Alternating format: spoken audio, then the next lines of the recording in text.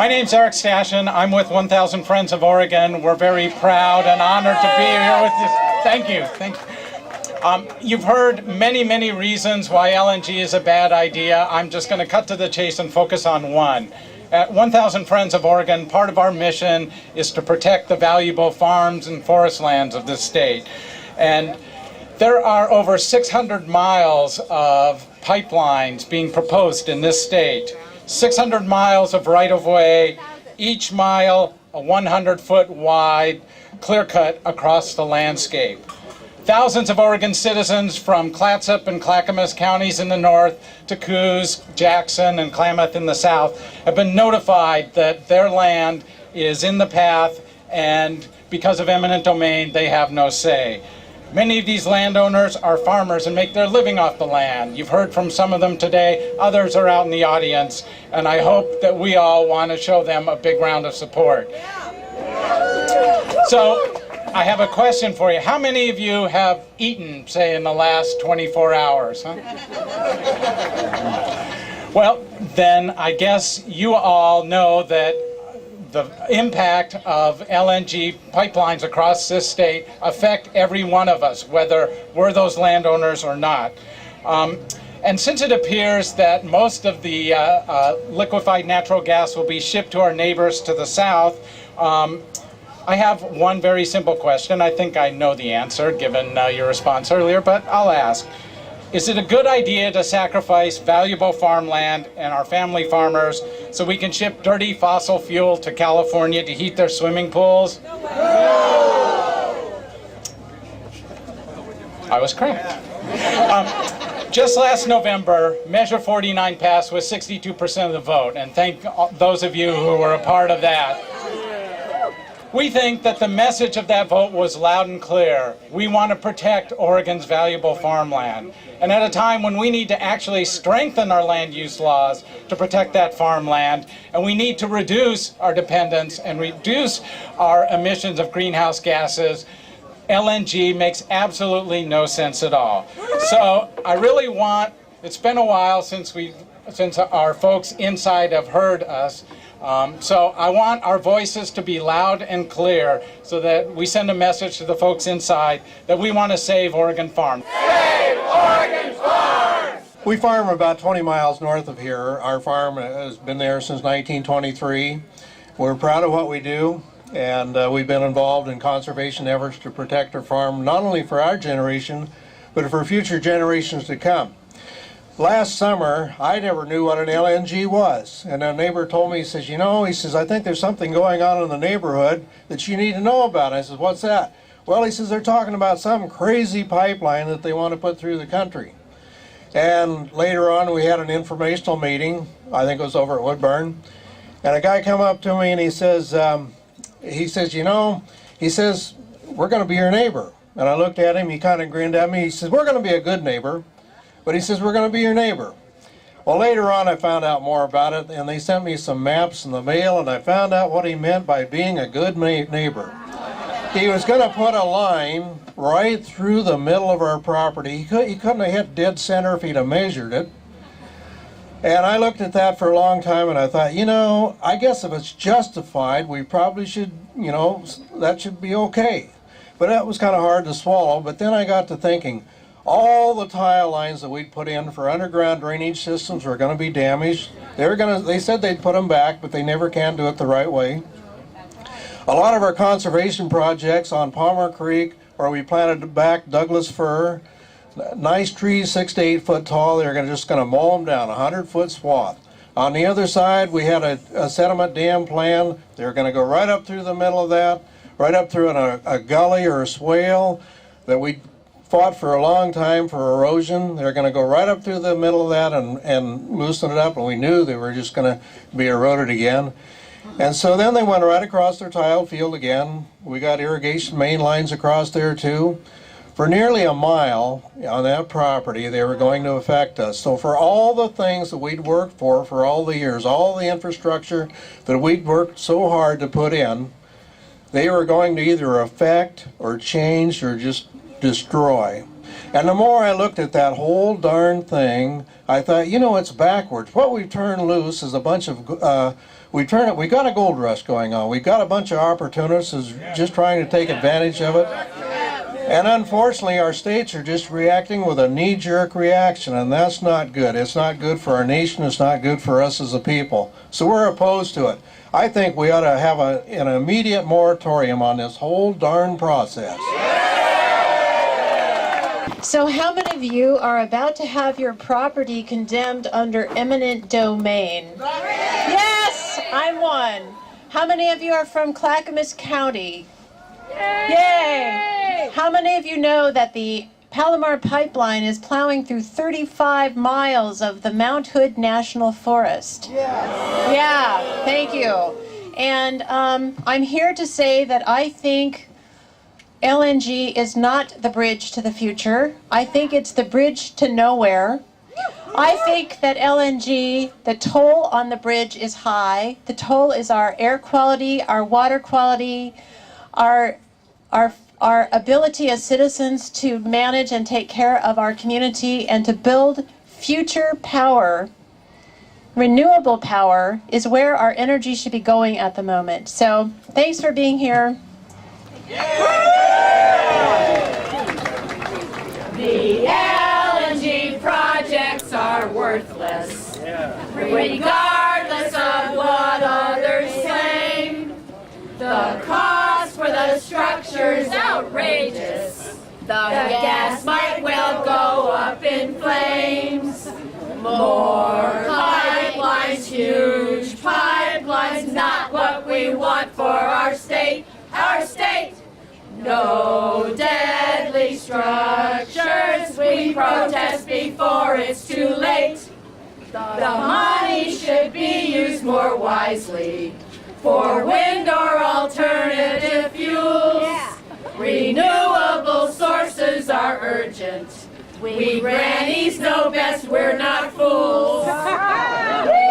Be safe, oh be safe, no danger to life and our coast, our coast. Speak up to stop them, our health is what matters the most.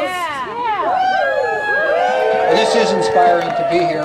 I'm Greg Jacob, representing the Oregon chapter of the Sierra Club, and I want to speak a few words for people of the North Coast, Astoria, Cathlamet, and I'm sure what I have to say applies to Coos Bay and Roseburg as well.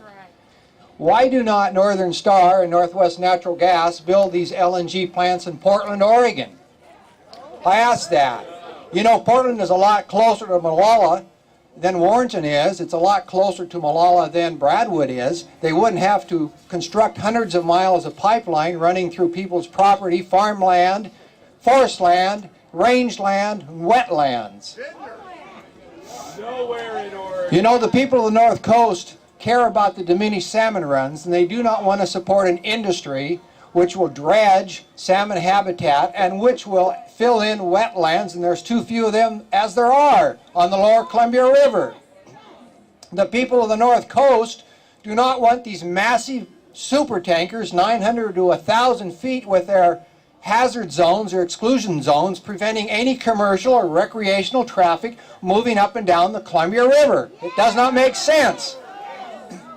The people of the North Coast, as well as Coos Bay, do not support an industry which extracts the gas overseas, then has to liquefy it, then has to ship it across the Pacific Ocean and over the Columbia Bar or into Coos Bay, then regasify the plant, and then ship it along these miles of pipeline to Molalla and eventually to California. Makes no sense.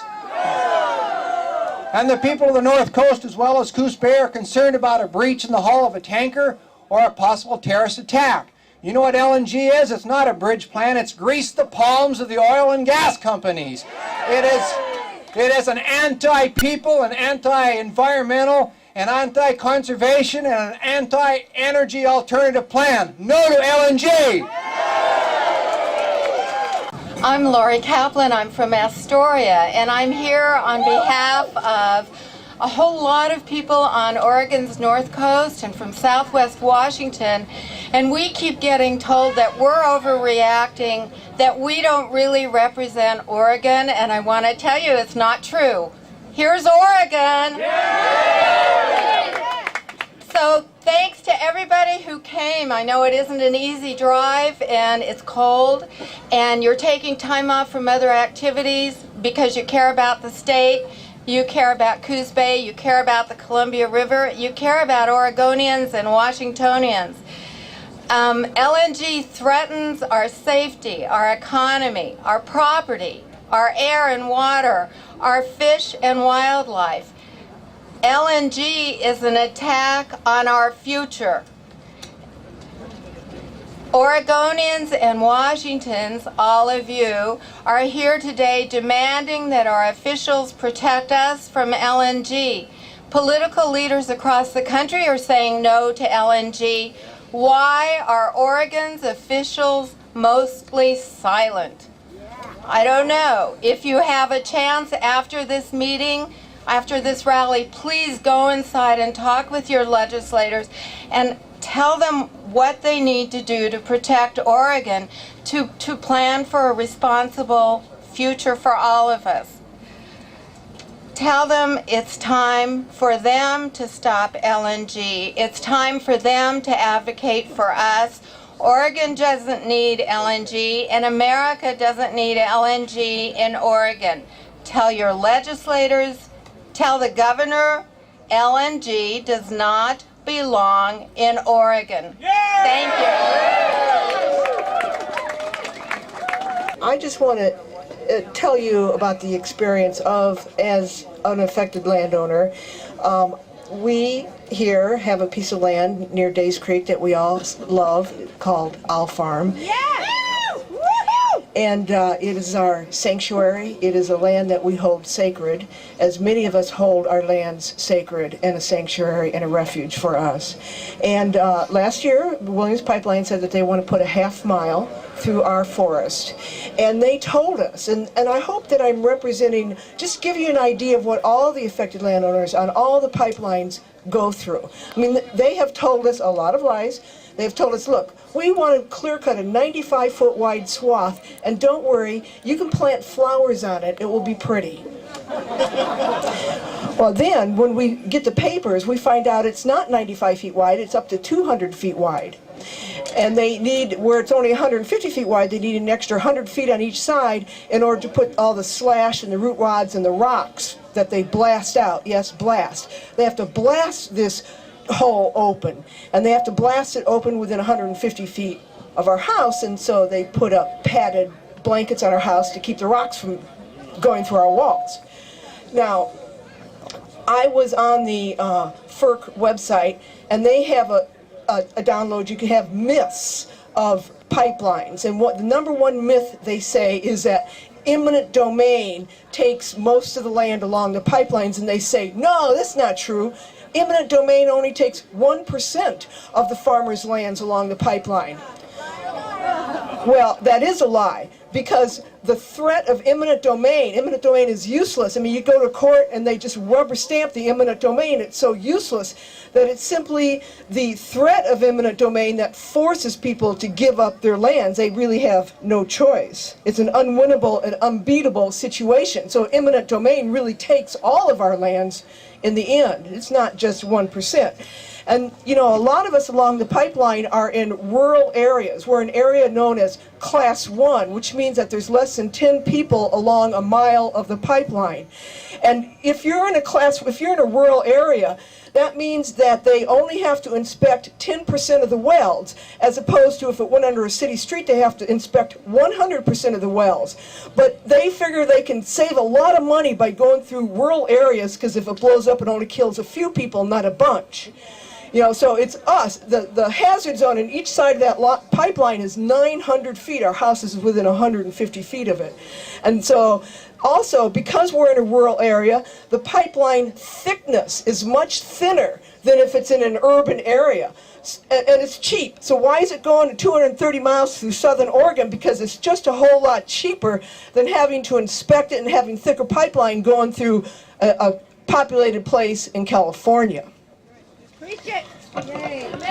So why are we the sacrificial lambs? You know, why is this infrastructure, just huge infrastructure being put in, you know, so that gas from Russia to California can go through our backyard?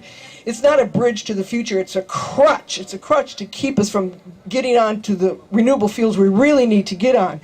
You know, we're talking about, we're going to sacrifice, you know, 200 feet wide, a half a mile of our beautiful forest so that there's 60 jobs in Coos Bay. I mean, that's why they're for it. It's because there's going to be 60 jobs in Coos Bay. Well, we need 60 jobs in Coos Bay. We need 60 jobs of people to help old people and to help put up solar panels.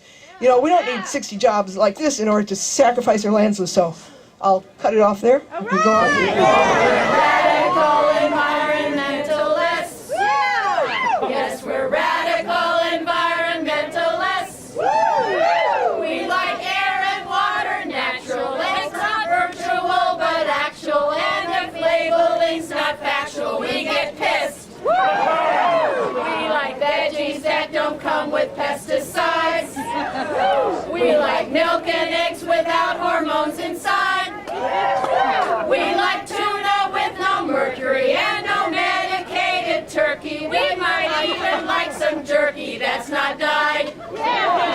We prefer our salmon with no PCBs. And we tend to think that forests should have trees. We admit it's not our choice to have E. coli in our oysters, and we'd rather not breathe toxins, if you please. But if foul emissions make you start to choke, we advise you to breathe deep, or if you don't, though you call yourself a moderate, the right-wingers will all doubt it, and your friends will whisper you become like us.